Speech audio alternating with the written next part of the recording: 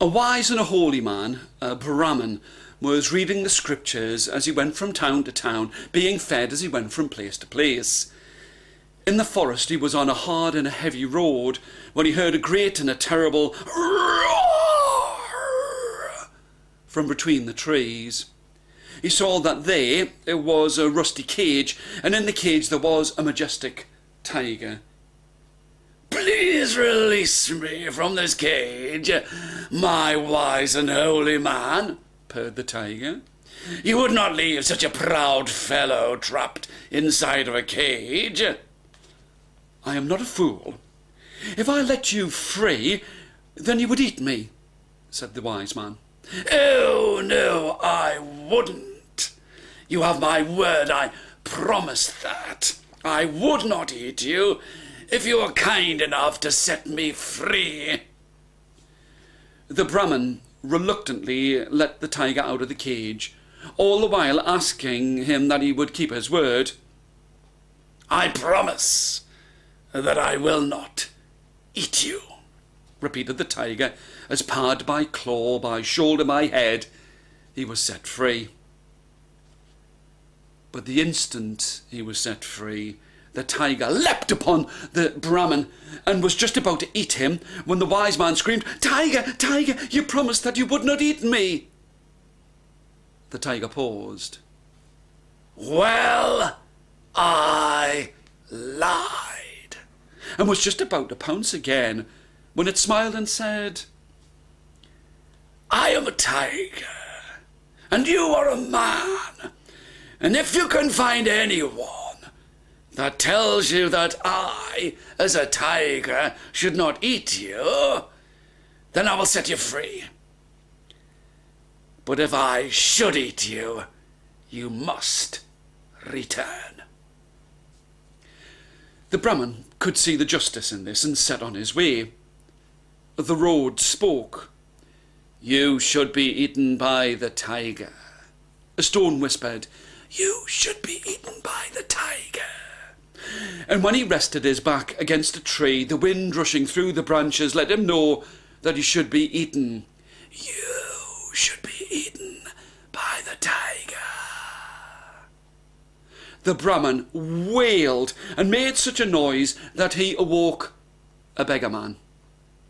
A beggar man who was sleeping in a ditch. "Why, man, what's the matter with you?" asked the beggar man.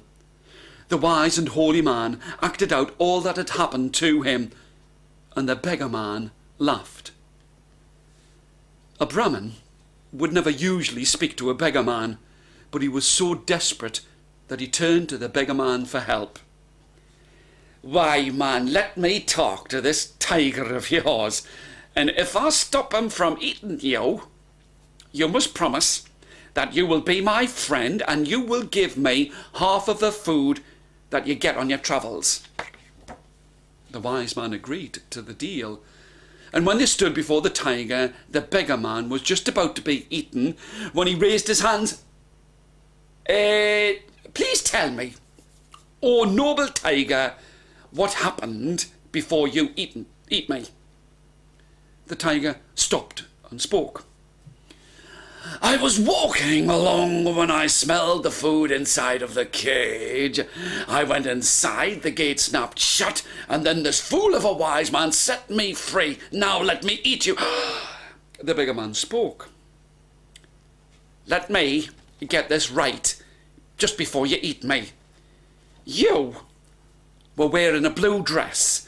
You were whistling God Save the King, juggling with 2 bananas, and walking on a tightrope knitting a scarf."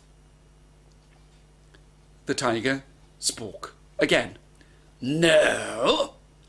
I was walking along, I smelled the food, I went into the cage, and then the gate snapped shut when this fool of a wise man let me out. Now let me eat you." "That cage over there?" "Yes." "Oh, you'd never fit inside of that. Never in a million years. It's not big enough for your head, never mind the rest of you. Would you just show me?" "I am not a fool. If I go inside of the cage, then you will lock me in, said the tiger. Oh, no, I wouldn't. You have my word. I promise you that I would not lock you in if you were kind enough to show me. The tiger reluctantly went inside of the cage, all the while asking that he would keep to his word. I promise that I won't lock you in, said the beggar man.